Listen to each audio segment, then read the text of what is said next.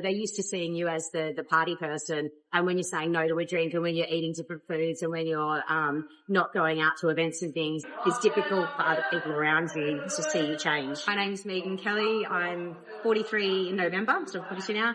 And I work in the oil and gas industry in digital innovation. Okay, so something that I overcame and I struggled with personally was I used to abuse alcohol a lot, and I was a really heavy smoker. So even when I first joined Champions, I was drinking a lot and I was a smoker. When I had the goal of having my first fight and became really engaged in what I was doing, it was probably the first time in my life I've been able to manage that substance abuse problem that I had since I was about 18. So yeah, I sort of credit boxing with giving me my sobriety, which is pretty amazing. Training when I joined Champions, probably I was just nervous about training with other people.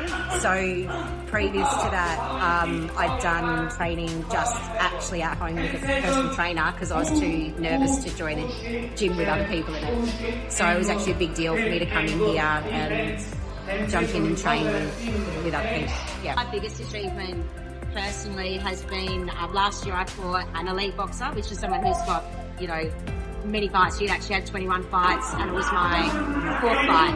And obviously I didn't win, but I was just so proud of myself for doing something, taking such a huge risk, and I backed myself and I stayed in that fight the whole way. So yeah, really proud of that. Without boxing, I would still be really overweight. I'd still be really unhealthy. I'd still be drinking. I'd be quite unhappy. Yeah, it's really changed my life. The recipe for success is definitely having a community around you, which is what obviously these teams provide. When you're surrounded by people that are achieving amazing things, it makes you want to achieve amazing things as well, and it sort of lifts the bar for you personally. I think that just being really clear on what your goals are. It sounds cliche, but it's true. If you don't know why you're here, it's really hard to stay committed, especially when you're being punched in the face. You've got to have a really strong reason why.